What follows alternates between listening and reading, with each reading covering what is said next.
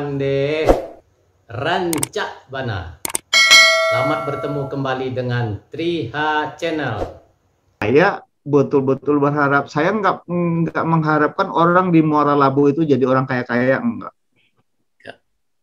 Ya, Saya kalau mengharapkan kaya itu, orang-orang berpendidikan yang dengan pendidikan itu dia akan kaya, kaya pikiran, kaya hati, ya. dan kaya semuanya. Begitu.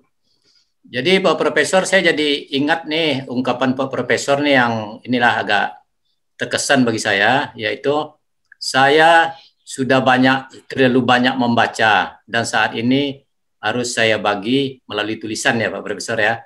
Dan saya lihat juga Pak Ya, Profesor ini sekali apa namanya entah hobi entah apalah namanya, sangat ini sekali terhadap menulis gitu, sampai-sampai Pak Profesor itu menganjurkan malah memaksa orang untuk menulis gitulah.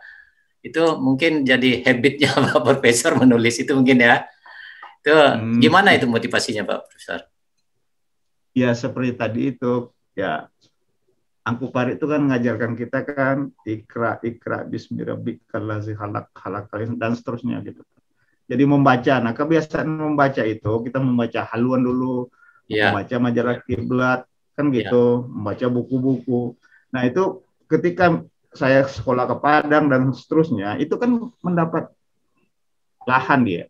Makin banyak yang kita baca lalu untuk apa? iya, iya, Kan begitu, satu diantaranya ditulis gitu loh. Kalau apa perintah membaca itu kalau nggak ada yang nulis gimana? iya, iya, Tapi kan dalam Al-Quran juga ada tuh tentang surat An-Nun gitu kan. iya, iya, Jadi memang memang harus itu, mungkin itu satu bagian dari tugas saya. Nah, soal memaksa itu saya memang punya kelompok menulis. Ya sudah bukan hanya di Jakarta, di Bandung saya punya cabang-cabang sampai ke Libya, sampai kemana-mana lah, sampai ke Chili. iya, Apa namanya? Kita punya grup itu untuk iya, memotivasi orang menulis. Kenapa orang harus menulis? Kasian kan, misalnya kayak pengalaman As misalnya apa, di PDAM di Jakarta merantau begini itu kan bukan hal yang sederhana. iya, Kenapa kita kenal Rasulullah? Karena ditulis. Kenapa kita tahu Hamka? Karena ditulis. Kan begitu. Jadi menulis itu satu keharusan, itu satu. Yang kedua, kita ini sebenarnya setiap hari nulis. iya, iya, Ketika kita melihat, kita nulis di otak. Kita mendengar, kita nulis di otak. Kita merasakan makanan, kan semua kita tulis di otak. Kenapa kita tuliskan supaya bisa menjadi inspirasi orang. Jangan terlalu jadi orang egois lah. iya, iya, iya. Ya kan gitu. Jadi gitu kira-kira gitu ya. Itu yang membuat saya suka menulis. Ya saya rutin lah nulis. Iya, iya, Baik menulis di otak maupun menulis di dalam pengertian konvensional gitu loh. iya, Nah, itulah yang menjadikan buku, yang jadikan artikel, asal segala macam seperti itu. iya, iya. Kalau bukunya sudah bertebaran nih ya, udah nggak terhitung lagi mungkin judulnya. Ya adalah sekitar 100 buku lebih lah gitu. Ya. Jadi Pak Profesor kan udah menulis, sudah kegiatan-kegiatan ini pemberdayaan ekonomi masyarakat di Kalimantan saya lihat, sudah itu membantu bencana alam seperti banjir apa ini semua tuh penggerakan itu semua. Dan itu juga mengadakan seminar kota-kota besar di seluruh Indonesia mungkin udah dijajaki semua itu seperti juga ke ya mungkin semua benua mungkin Eropa, Amerika, Australia Ya, sama ini itu udah dijajaki semua itu dalam rangka berangkat dari menulis tadi itu ya Pak Profesor ya. iya. Iya ya, itu kan berangkat dari Kalau menulis tadi ya. teman-teman saya bilang itu ya karena jual tulisan aja katanya kan. Ya kan.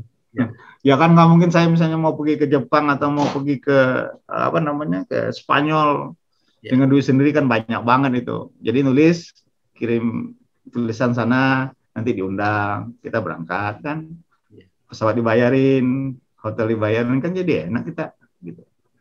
Memang menulis itu yang jadi kendala sebenarnya Pak Profesor ya, terutama bagi saya pribadi ya.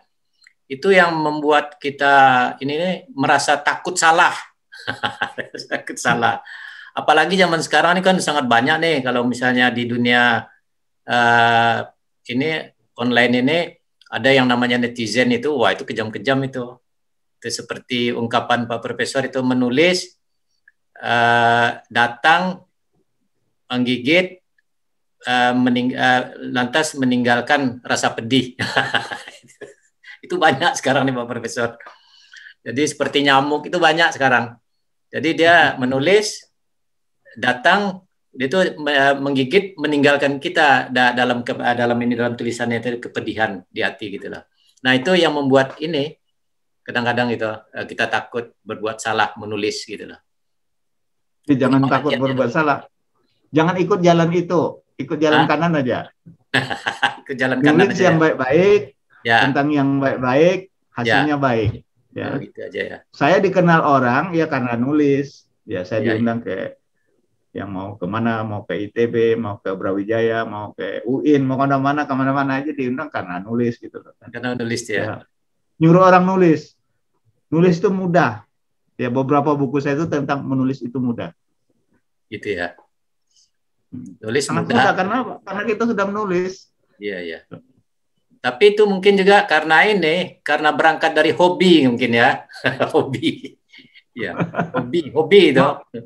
Waktu kecil kan beli buku tebel-tebel. Jadi kalau hari ini apa kerjaan ditulis, ya diari kan namanya dulu ditulis. Iya, iya. Dulu kan buku tebel kan suruh teman bikin puisi, kita bikin rame-rame, bikin cerpen gitu. Jadi ya itu yang saya bilang tadi itu, yang saya dapat sekarang adalah apa yang saya pelajari waktu kecil.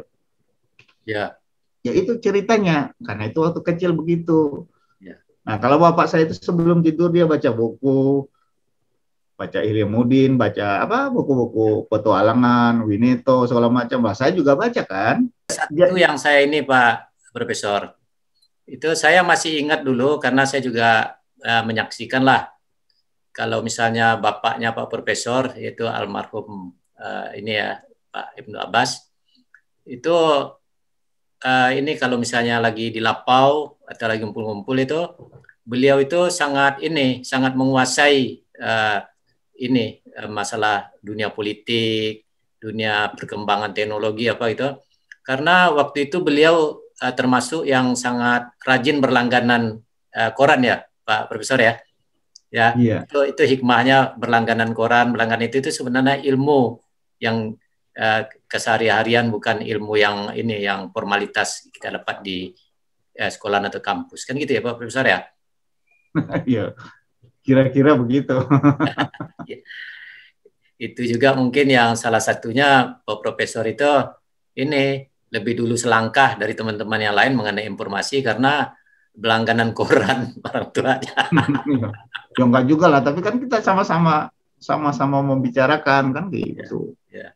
Sama-sama. Apalagi di kampung kan waktu itu koran kemarin dibaca sekarang, koran sekarang dibaca besok kan gitu. itu dia. Tapi kan kita dengar BBC.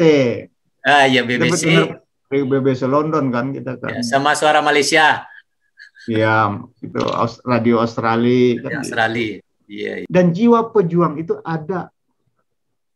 Mungkin kira-kira kalau suka-suka menang dari yang nenek moyang kita yang pertama datang ke Muara Labu, ke Pasir Talang itu kan pejuang itu. Ya, bayangkan zaman itu mereka mendaki bukit, waduh luar biasa itu. Dan hutan belantara ya. Iya. Iya benar. Nah mungkin itu yang mengalir ke kita gitu. Jadi memang kita itu, menurut saya itu, jadi harus itu dilahirkan sebagai pejuang lah gitu. Iya. Jadi nggak usah terlalu pesimis lah. Iya. Ya, cuma kalau ada yang aneh-aneh langsung dipotong kan begitu. Nah, kenapa tadi dikatakan misalnya saya kalau ada banjir saya turun dengan mahasiswa saya gitu. Itu membawa orang ke hal-hal positif. Kenapa saya bawa anak-anak menulis ya supaya jangan, karena musuh kita saya juga pengurus Artipena gitu loh. Iya. Artipena itu perkumpulan perguruan tinggi anti narkoba gitu. Nah, caranya gimana ya? Caranya seperti itu. Kita isi dengan kegiatan-kegiatan positif. Tuh. Jadi nggak ada masalah kok. Kita harus gembira kok perkembangan ini. Dan ya, saya senang aja. Cuma kan kalau pulang ke kampung, orang nggak kenal saya lagi. Itu masalahnya. Generasinya udah beda. Iya. Enggak lah. Enggak, itu kan sebagai ini kita aja. Pijakan kita sebelum berangkat gitu loh. Dan itu mungkin yang banyak memotivasi kita. Apalagi saya kan kebetulan Pak Profesor ya, inilah hobi juga mengenai budaya.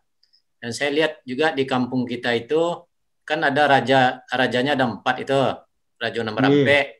Raja Itu Namrampe. yang namanya daulat itu tidak sah dia menjadi raja kalau dia nggak kawin dengan kaumnya Profesor. Nasi Kintir. Jadi ada ini keturunan ini permaisuri ini sebenarnya Pak Profesor ini dari kaumnya Datuk Sultan Mamat kan ya Pak Profesor ya? Iya. Iya, rumah panjang. Jadi dan itu juga kalau kita baca itu yang namanya Putih Lenggogeni itu juga bukan orang sembarangan dia. Dan sampai anak keturunannya sampai hampir ke Sumatera Tengah itu perkembangannya itu. Sampai ke daerah Damas Raya apa semua itu. Dan memang kampung kita ini budayanya budaya tua. Dan benar yang Pak Profesor bilang tadi itu, pejuang-pejuang tangguh itu banyak dari Sulawesi Selatan. Demikian bincang-bincang kita dengan Bapak Profesor Ersis Warmansah Abbas. Demikian, sampai jumpa lagi pada video yang akan datang. Terima kasih.